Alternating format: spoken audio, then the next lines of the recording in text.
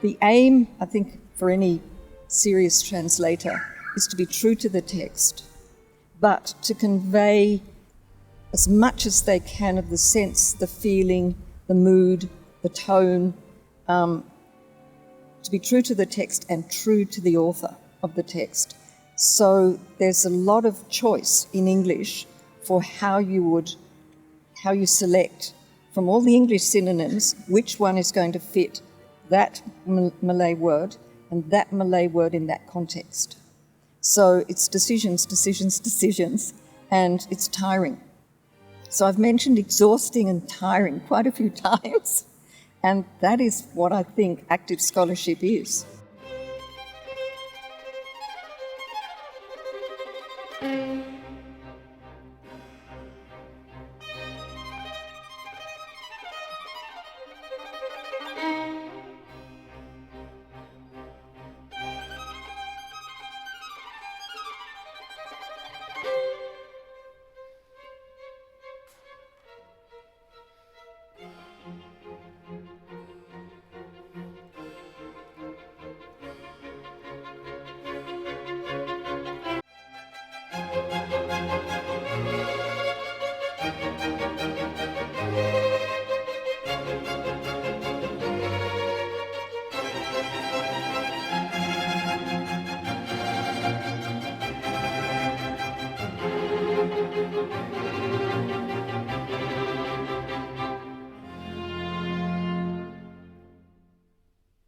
Hi, Prof Virginia Hooker. How are you?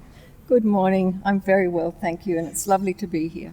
Thank you. We are in this beautiful morning in the middle of, right now, law courtyard, but this used to be where the Asian Studies department was, right? And you said that your office was somewhere up there on the second floor, so I thought this is a fitting place for us to do this interview. It's quite brilliant, and a lot of memories here, and a lot of students have been through here. So any of the students from the 1960s, late 60s, until the early 2000s would know this place very well. And Katarina's Cafe behind. And it seems that your journey of translations began with Prof Tony John in this very place in 1964. As you were one of the 70 students learning copies of Indonesian short story in 1950s, and also Eccles and Sadeli Indonesian English Dictionary. What drew you to this space?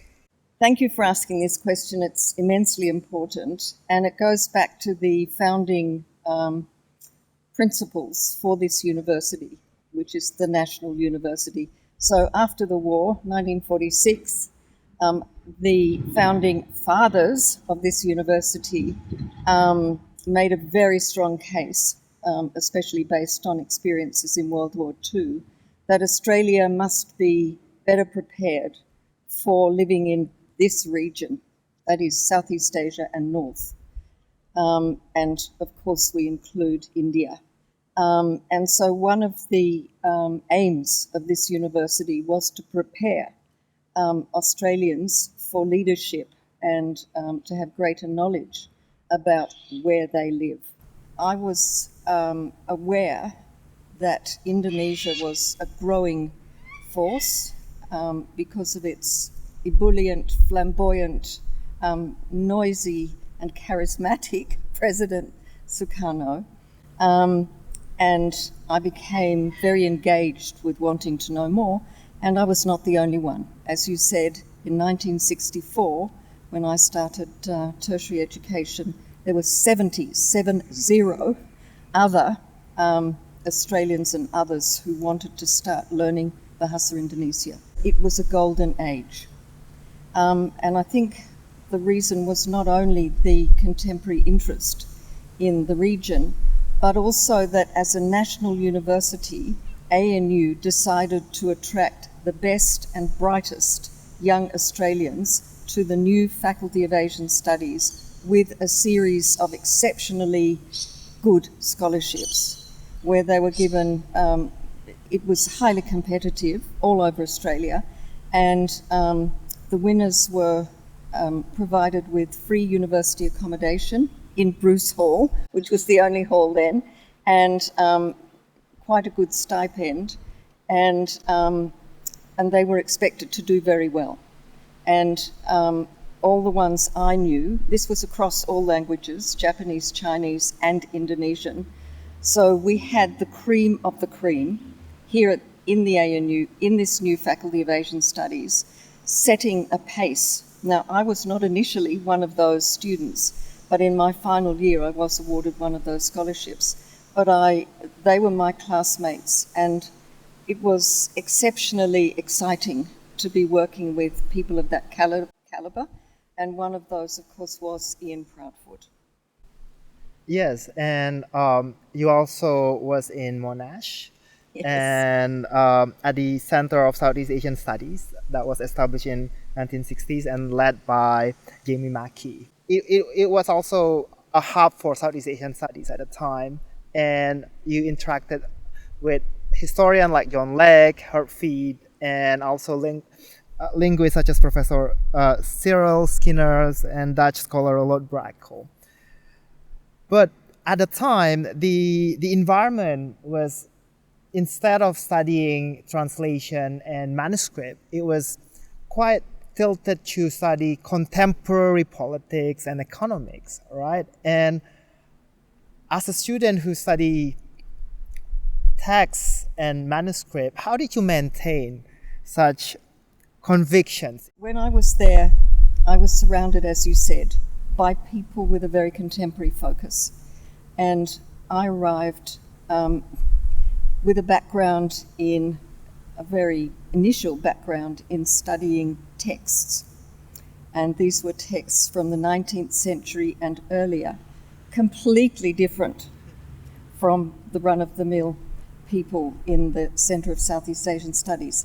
And it was quite intimidating to be sitting in seminars with these great names, already great, with their students who were up to date, the latest thing happening in Indonesia. And Jamie Mackey said, "You're going to have to do a seminar," to me, and I said, "It's not going to be of interest. It's 19th century." And he just looked at me and he said, "They should know about it." So he was very supportive, and indeed the audience was very tolerant and interested, and at least it broke the ice, explaining to people what I did. I'd like to just say that, like other universities in Australia at that time that were opening centres to study Asia, in particular Southeast Asia, it was still very experimental. Now there's social media and people can click onto the world, but we were very isolated, and this was extremely demanding for us as individuals. Yes, yes, and in a way, the feeling of isolation, perhaps to a different degree, still continue, because sometimes academic life is like that. But like you said, being in the field or going to Indonesia and experiencing the field can be very thrilling. And you were transcribing Malay text, and you were in Riau. You were conducting your field work around Sumatra and Java at the time. And what was it like being in actual location in the text? It was so exciting, Amir. I can't tell you. And it was also a shock, because my first trip to Indonesia was beginning of 1969. We were aware that there were big changes happening in Indonesia, but we did not know that over 500,000 people had been killed, had been murdered. And so in 1969, when I went, first of all, the poverty was incredibly evident and very moving. And secondly, when I stopped in a small village, I travelled by public transport, and I saw in the villages posters, because illiteracy was extremely high in rural areas. There were posters with just pictures in red of soldiers with bayoneted rifles pointing them down at people on the ground and saying, "Flush out communists." And this really brought it home to me that at every level there was fear and the threat of violence. And meanwhile, I was also reading it was in the National Museum, their collection of manuscripts, which went back to the Dutch had collected them in the early and mid 19th century. And I copied as many as I could by hand because there were no photocopiers, no handheld cameras, and so on. So we worked very, very fast to do all this work. And later on, it turned out that these manuscripts were in fact, or the copies of the manuscripts were in fact texts that had been used for the Tuhfat Al-Nafis, which was my main text. At the end of that very hard work in Jakarta, we went to Singapore, and we wanted to catch a boat to the Riau Islands from Singapore. And you're too young to remember, but there had been an Indonesian sort of terrorist attack on a Singapore bank in the 60s. And Singaporeans were very frightened of crossing the border into Indonesia, especially the Riau Islands, where the terrorists were supposed to have come from. So we couldn't find a boat to go there. We walked Singapore, and finally, when we'd almost given up hope, somebody said, "Yes, a boat tomorrow. You'll have to spend the night on the island and come back." So we arrived at dusk, and straight away we arrived at Tanjung Pinang. The small island opposite there is called Penyengat, and that's where the author of my big text had lived and worked. So we caught a small rowing boat, I think, across, and it was dusk. Night was falling, and the island was overgrown. It was a very spooky place. And as we landed, out of the bushes, one figure came. And he said, "I have been exiled here. I'm a suspected communist. Would you please tell people I'm still here?" So that was my first introduction, was a very contemporary meeting with the beautiful island of Penyengat. Since then, it's been made a tourist attraction, but at that time I was able to, walk around the island and see the overgrown, crumbling ruins of buildings that had been mentioned in my text. And I think the next morning we went back and took photographs, and they're the first photographs in my thesis that I'm aware of that were taken in the 20th century of that great cultural centre of Penyengat. So it opened my eyes to the link between now and then.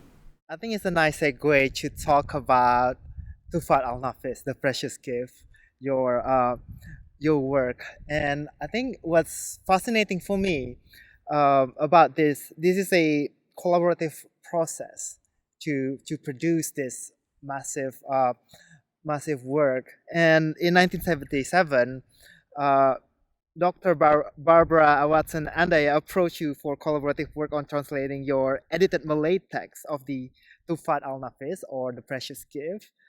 What was the collaborative process look like? It's a good lesson because Barbara was so amazing about it. And I just wanted to background why it's such a huge text. The actual manuscript that I worked on for the PhD, the Malay text in Jawi script, is over 400 pages, which was very, very daunting. There was something in the air at that time, I think, in the 60s, because people at Cornell were also working on Malay texts. So Barbara Ann Dyer was one at Cornell, and her husband Leonard Ann Dyer was another. But she is and was a scholar who keeps her eye on the field, what's happening across the field. And she heard about my work, and she knew from her own and from her husband's, who was working on Johor, that Tuhfat Al-Nafis was a foundation text for the area. but there was no English translation, so it was unavailable to most people. So she and Leonard came from Cornell to two-year fellowships at the ANU. And she made contact with this extraordinarily generous offer to work with me to translate the text. And she said, "You'll go mad if you do this by yourself." And in fact, I hadn't even considered translating the whole thing. I was exhausted, and it was just too daunting. But with Barbara's support and her arguments for why we should do it, it became clear that it was a doable task. So Barbara is extremely gifted at working in archives, especially the Dutch archives. And as an aside, she and Leonard learnt Portuguese to work in the Portuguese archives, and so they're truly great scholars in their desire to get to the absolutely original texts, historical texts. So Barbara had a lot of archival information about the Malay Peninsula, which included the Johor Riau Lingga Sultanate. And when we talked about, to answer your question, how we would approach this rather mammoth task, we divided the Malay text into sections, and we each took a section. And I'd like to say, so that it's clear to contemporary listeners, that until the 80s, 90s, and especially the new millennium, scholars had to communicate with each other by post. Barbara and I worked on it for a few years in Australia, but then she and Leonard moved to New Zealand, and so the mail really came into play. And we swapped versions, written versions, and then when we'd completed the whole text, Barbara, who was pregnant at the time, left her elder child with her husband, flew to Canberra from Auckland, and we spent 2 weeks just reading our translations to each other and checking them against the Malay text. And we made a lot of changes based on that. And when we read aloud, I mean, it was a long process reading aloud the whole text. We could tell when it didn't flow, or when there was something that didn't make sense or was ambiguous. So it was only by actually speaking the text that we could hear it. It was, wait a minute, or that doesn't quite fit with what came before. So it was very practical. So that aspect was practical. But it was quite exhausting, and Barbara was pregnant. And I just thank that amazing woman for her dedication to a project that was very important. I had already put basic explanatory materials into my thesis about the Tuhfat Al-Nafis in footnote form, historical and other explanatory notes.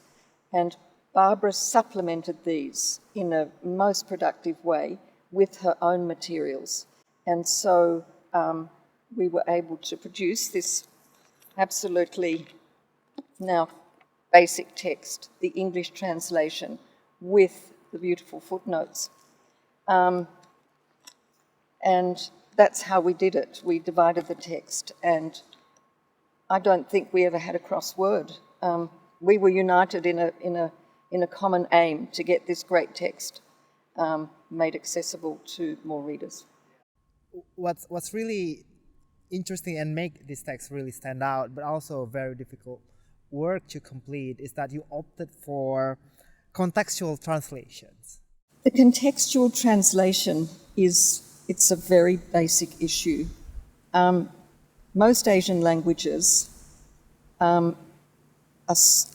totally different from our European, Indo-European based Western languages.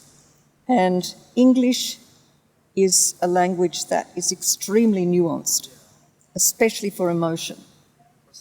Yes, precise but nuanced. So you'll have lots of synonyms for something. The Malay that we were working with was a kind of Malay that was specifically developed for writing history. And so it was not stilted, but it was quite formal. But the author, Raja Ali Haji, does put in direct speech, which is lovely because we get a flavour of interaction between individuals, and that had to be reflected in the translation. So I actually went on to teach translation to students, and it was really fun to just get students to read how they'd translated something and try and find out which from the choices that they offered was the most representative of those words, Indonesian words, in that context. So you're looking at mood, intention, formality, informality, purpose, and so on. So a presidential speech would be translated quite differently from a journalistic piece, and so on and so on. So Barbara and I did that by our own, we made the choices based on our own experience of English, but our exposure, which was fairly limited at that time, to that type of Malay. So another person translating it now might do it quite differently, and I hope they would. But I don't think anybody's going to take on that task. And it's such a heavy responsibility, because it's not just about capturing the meaning, but also the emotion. I remember during my fieldwork in Malaysia, one of the policymakers note this instruction from the top called "Jangan bikin hal," which actually a fairly simple but comprehensive phrase, because the direct translation of it would be "do not make a fuss," but it's not that simple, because it's also contained quite a lot of theory about it. When you exercise restraint, what would you get, for example? And I remember thinking a little bit about how I want to translate and explain this and give context to the whole very simple "jangan bikin hal" text. And that's it, right? As a translator, there's this heavy responsibility of turning local language into something accessible. And how did you manage to embrace those responsibility and turn it into something beautiful that is Tuhfat Al-Nafis? Well, first of all, can I just say that when you were talking about translation then, you used the tone of your voice to explain a lot. Jangan bikin hal. So we can hear the punctuation in your voice. And of course, you don't get that with the written text. So how do we do it? First of all, I think you have to be aware of the whole text. Yes. Because in a huge text like Tuhfat Al-Nafis, although it was written over a period of months, if not years, the beginning is different from the end. It becomes much more relaxed towards the end, as it talks about living people at that time. So you have to reflect all that. And I keep saying choices, and that's what it is. And if you reread it, if the translator rereads something they've translated one day, they might change it. And now it's easy to do because you've got, you're using a word processor. But we were using carbon paper. Yeah. Making a change was a big deal. So it's now much easier to finesse. And it's also the type of material that you're translating. The Tuhfat Al-Nafis, of course, is a history, and it says it's a history. And it's based on the genealogies of people that are living, tracing their genealogies back to a particular point to show where they come from, which results in their present status. And so there's a formality about that history. It's inscribing something for the future. Yeah. And so that tone has to be reflected. That intention of the writer should be respected and reflected. Yes. Yeah. And other than tone, there are a lot of ways to convey intentions, right? And you wrote an article on translating a pause and silence for Journal of Malaysian Branch of Royal Adriatic Society in 2001. And in a way, it reminded me of my own work on tacit understanding, because I studied tacit understanding, and I remember that I have these sections called Negotiating in Silence, where Indonesian Foreign Minister Ali Alatas and Chen Chichen, for Chinese Foreign Minister, basically negotiate, but a lot of the most important point was basically pause and smile. And then afterward, I have to do a lot of this contextual work where basically what it means. And obviously, he talked about it after, and that gives me a little bit of context about what those smile and pose was.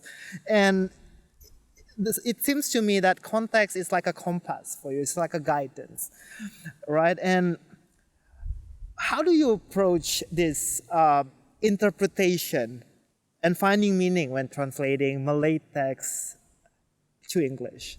That is a wonderful story about the body language involved and the really telling use of the pause or quickly interrupting, which is very difficult to reflect in writing. I should have said also that Malay texts, manuscripts, have no punctuation. So they indicate a new section with a punctuation word, which is often written in a different colour, red.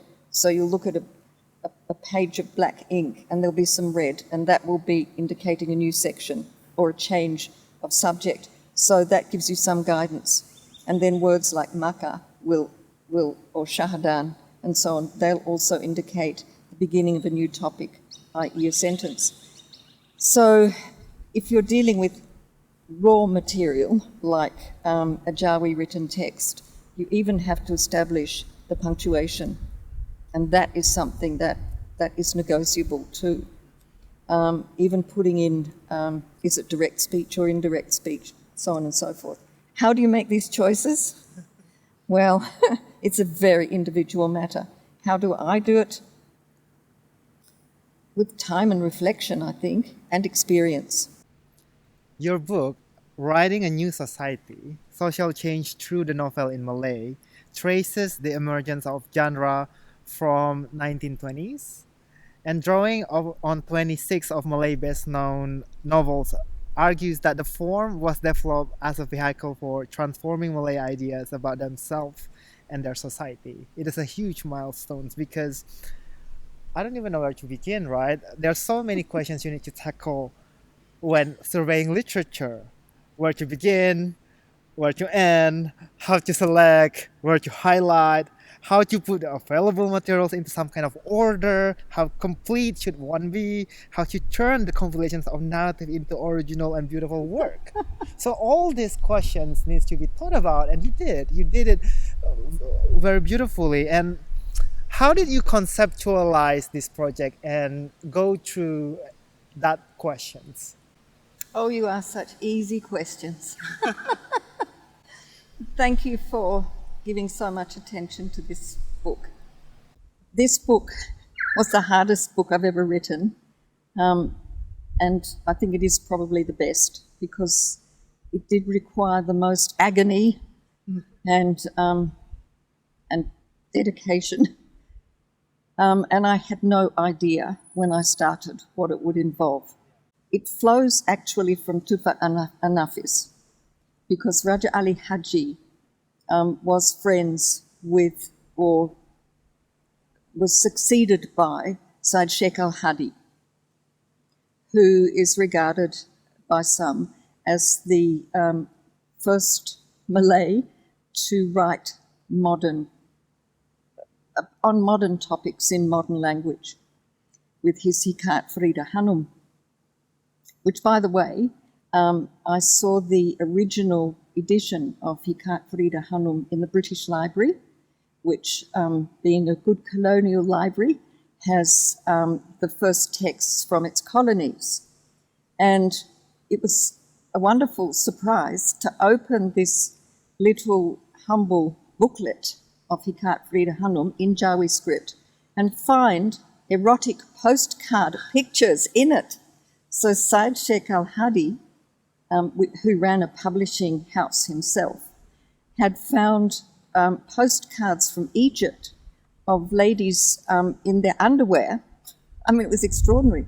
And put them in the text, obviously, as illustrations, obviously, to sell the book, which it did. So it was an extremely popular text. So Hikat Farida Hanum is regarded by many as the first work of fiction in the Malay language. So I started reading in that period, and I just read all the fiction, works in fiction in the Malay language written from the 20s, 30s, up to the 40s, and I began to get the feel of it. And I realized that first of all, the physical appearance of these books was totally different from a European book. They were small, they were on not very good paper, they had soft covers, and they were cheap, but they were sold on railway stations, in markets, they were available. But these little modest things just did not look like a European book. And they were in the Jawi script, which they remained in Jawi script, Arabic script, until the 1950s. So I read and read and read, and I realized that these brave Malay authors, most of them men, were pioneers, totally developing a new style of writing, a new physical form of writing in a booklet form, selling it, not just reciting stories, but selling these things, making them available in public places, and experimenting with what kind of form they could develop to tell their stories in. And so I thought, they're developing not only a language, a style, characters, they're developing readers. They're developing readers. That is so important, because if you get a reading public, the world is open to them. They've got their social media, and they can get new ideas, and they can get dangerous ideas. And as I read into the 40s and 50s, these works, it suddenly struck me. It was like a thunderbolt. I was driving and I suddenly thought, they're writing about ordinary people doing ordinary things, eating their meals, going to school. They're doing ordinary things. And they're making heroes of those people. So not only were they developing readers, they were providing the readers with characters that were like themselves, but they were showing them succeeding. So they were choosing their own brides. They were divorcing their husbands and putting up with the social consequences. They were going to school. They were reading newspapers. In the books, they were described as reading newspapers. And I began to see within that general type of literature different sort of subsections of it. And one was a cookery book. And it was by a Sharifa who has a status in Malay society. She was writing a cookery book for women. She believed they could read, they could buy it, they needed it. Why would you need a cookery book? It is because you were being dislocated from your village. Your mothers, your aunties, your sisters were no longer telling you how to cook. You might not be doing it from the age of childhood. You were in a city, possibly without servants, having to cook. Where do you start? So the Sharifa described, and she described nutrition, and she described hygiene. You don't let flies land on your food. This is 1930s. So this is revolutionary. So I began to see these humble books were actually revolutionary documents. And then I became excited. And as I read on, as I said, I saw that they were actually presenting to their readers the fact that ordinary people could become leaders and could become political leaders. So they could either enter politics, which some of the characters did, or they could establish schools or religious schools or become policemen, government officials. It was opening up new worlds for modern Malays. So they're creating, so here you have these revolutionary, brave, forward-thinking, imaginative, and I think I use the phrase in the book, they're developing an imaginative sphere for the characters and the readers to live in. It might not be quite there for all Malays, but it is a possibility. So how I selected the actual choices for the novels in here was the context, and the context is, who did Malays think were their best writers or their most interesting writers? So it was based on the responses of Malays themselves about which were their most important books. And then I was assisted in that by the Dewan Bahasa dan Pustaka, which after independence, 1957 in Malaya, began giving prizes for the best and giving national awards for the best writers, supporting a really wonderful range of magazines on literature and culture that were, I think they might have been free, they were certainly put in schools. So the National Language and Literacy Body played a huge part in developing this. But then you would develop a reactionary literature in response to the government supported. And so you began to see these tensions and dialogues between books. So once I began to see the narrative arc through the text in its context, and talking with the Malay writers from the 1950s, like Chris Mas, it was extremely humbling and inspiring to talk to these brave Malays, to actually meet some of them who pioneered different paths through Malay literature. They were still so dedicated and fired up, wonderful characters. So the narrative arc began to develop, and the sub-trends, the different countercurrents that developed too, became apparent. And so through examples of individuals and their books, and the responses through social and political means to this literature, some supported, some banned, a sense of an overall picture emerged, which I hope does come through in the book. Cool. I read this New Yorker article written by Elif Batuman about rereading Russian literature as the invasion happened, Russian invasion in Ukraine happened. There's a lot of movement of banning books like Dostoevsky, Tolstoy, and Pushkin, especially because they were accused of perpetuating this idea of Ruski Mir, the Russian world. But at their time, they were also an activist, right? Dostoevsky was sent to Siberia and in exile, and which inspired a lot of his writing. But then, in a way, their book emblematic with that trap between change, right? Because they still embody those old idea, but aspiring the Russian to change, to modernize. Do you see a lot of that dynamic happening when thinking about, writing a new society, like this whole concept of the old and the new intertwined? The sense that emerged fairly early on in some Malay writing, say the 20s and 30s, concern that what was traditional and essentially Malay was under threat of change.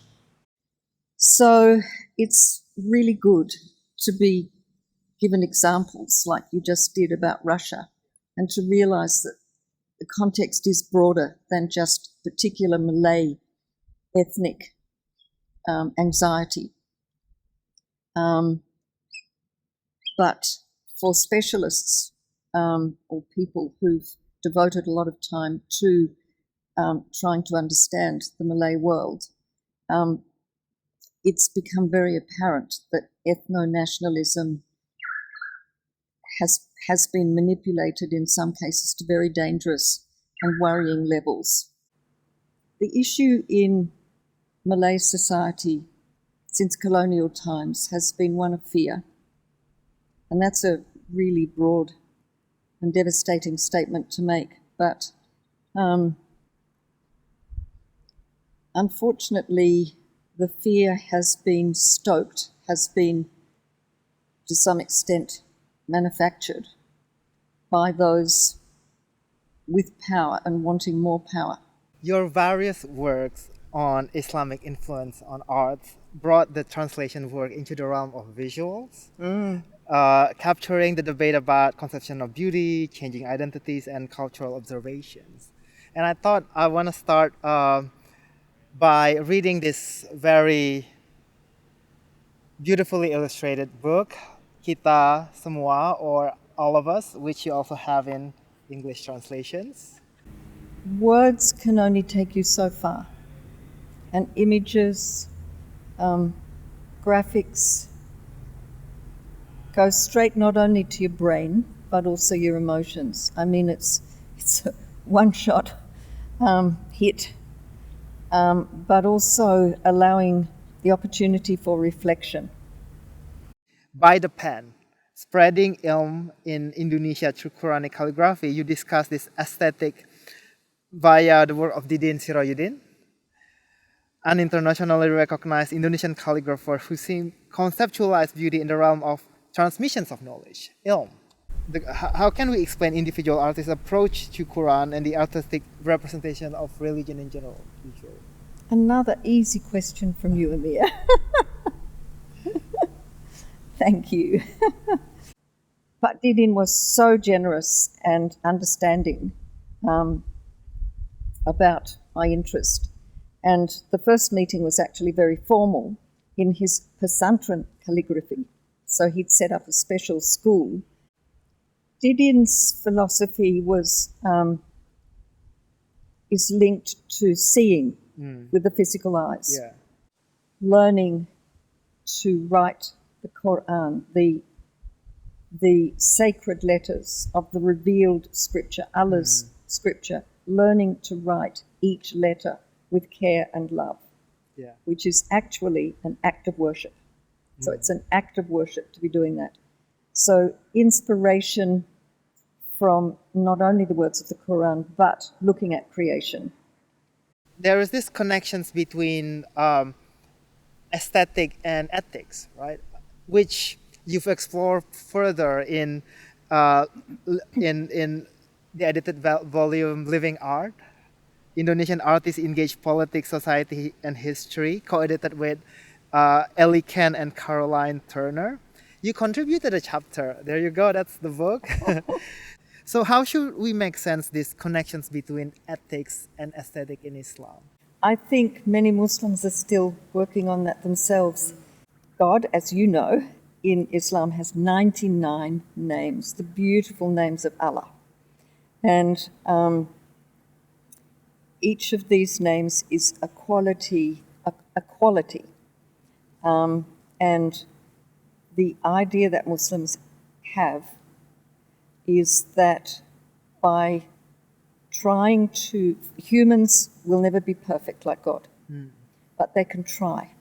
And it's the act of trying that makes them better Muslims. The expression that is very well known in Islam, especially among Indonesian Muslims, is God is beautiful and loves beauty, and God is good and loves goodness. So they link beauty with goodness, which in sort of scientific terms is linking ethics with beauty. And as you pointed out, it's not in Islam alone, it's in many religions, and to our knowledge, the Greeks explored it in depth. So, but Indonesian Muslims, a great number of them feel this very deeply, and especially artists. So, through the nature of their visual expression, they hope to alert their viewers, to contact in their viewers a feeling of the ethical values of the Quran, which of course are the basic values of decency and appropriate behaviour to other individuals. So Pirus was very, he describes his own work as visual ethics, which is beautiful. The context, the political and social context at that time was rampant corruption in the late 80s and 90s, early 90s of Indonesia, and it led eventually to the downfall of the president. And to express this situation, this socio-political situation in Indonesia, he chose the Quranic verse, which says, God is the sole holder of power. Yes. He gives it to earthly rulers to use properly, and if they don't, he will withdraw it.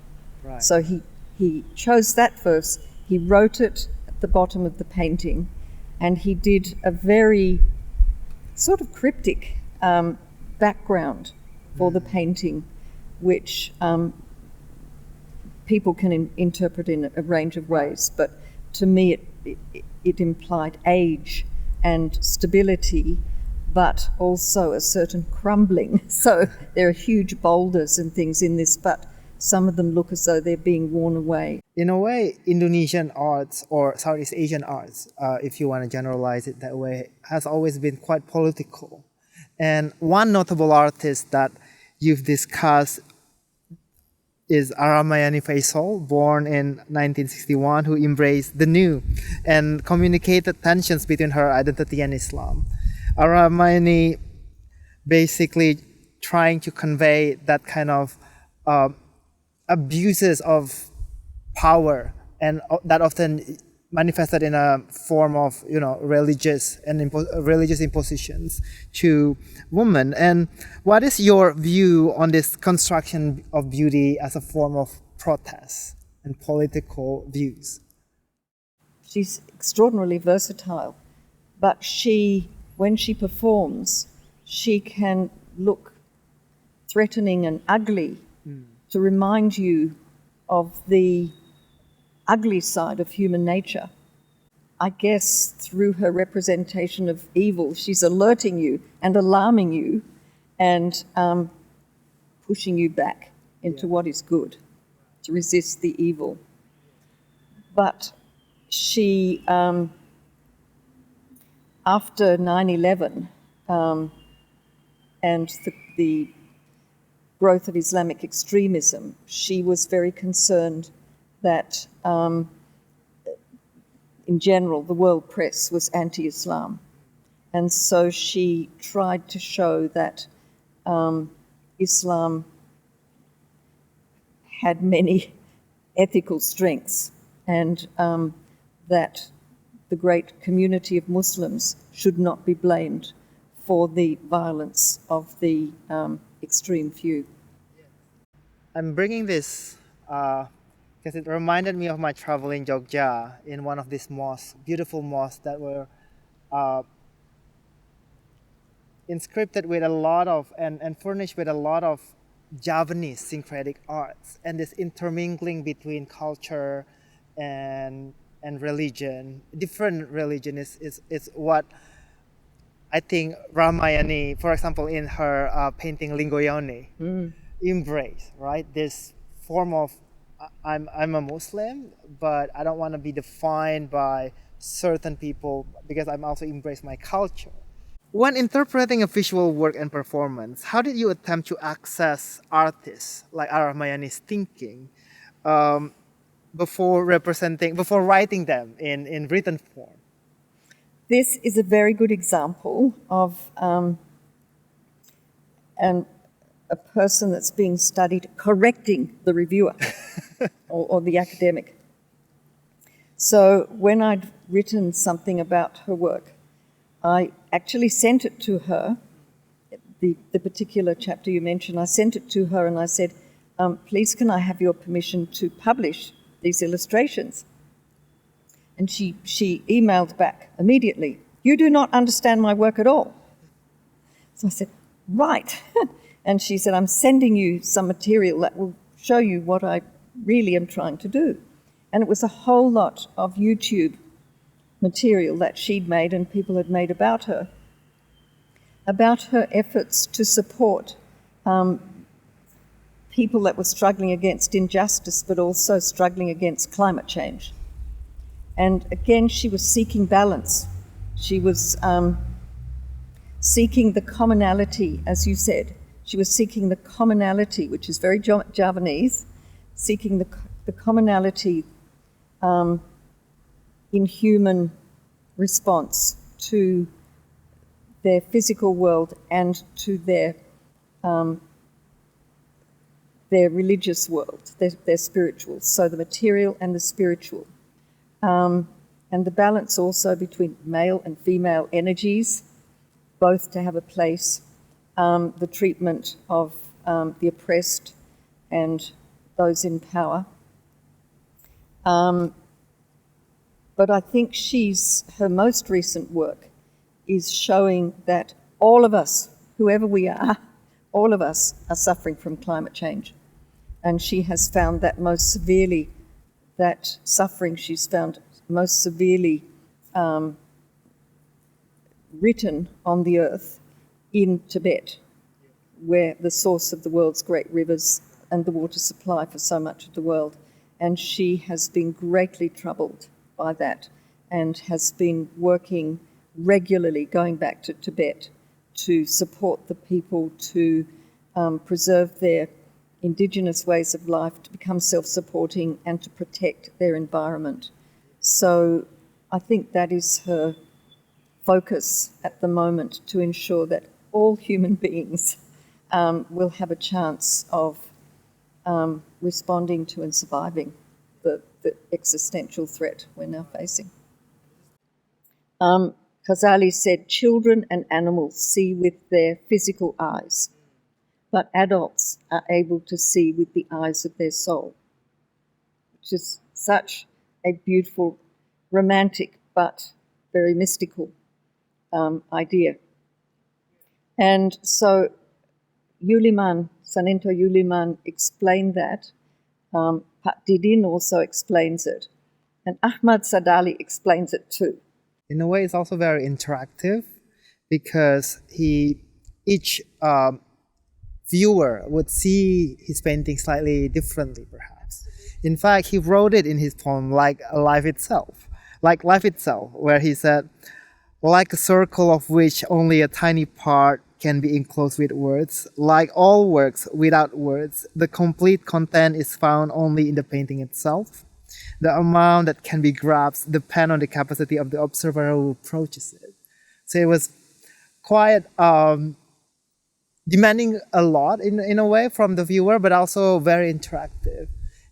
Again, it's context that I think helps explain why it was so important to Sadali. He taught before his death in 1987, he taught in the premier Indonesian Science and Technology University at Bandung, creating for New Order Indonesia scientists, engineers, architects, and becoming very practically oriented to develop Indonesia along lines that would improve lives for everybody. And I think Sadali was worried about the inner life of the students on campus, and that they might forget their Islamic religion. And so he said, he made this argument several times. He said, science can explain so many things, but can it tell you what happens after death? He said that remains a closed door, and many of his paintings are sort of closed doors. You have a tunnel, and then there's a closed door. And beyond that door, says Sadali, is the great mystery, the great ocean of mystery. And there we have to use our interior, our non-rational part of ourselves to understand that. So the non-rational part balances reason. He definitely respected reason, absolutely essential, but that reason needed to be balanced by intuition, by, I'm avoiding the word mysticism because he didn't use that word, but by emotion, intuition, spirit. Yes, feeling. And that's how he painted.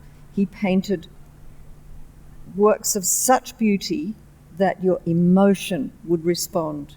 So he wanted the outer eyes to first be engaged and then for people to contemplate and get a more emotional response. That's what he wanted. And that's what Rothko, the great American painter, also wanted. And I've seen people sitting in galleries just looking for hours at a Rothko painting. And that's what Sadali wanted, for the soul to be engaged. And if that happened, then the complete human being could emerge. And I just wanted to say that he takes a verse in the Quran from the chapter Al-Imran, which talks about insightful human beings. Human beings with understanding are those that look at the world, they see the change between night and day, and they reflect on that. And he uses the Quran uses two different words for thinking. One is to think with the mind, and the other is to think inside, which is the Sufi way of thinking.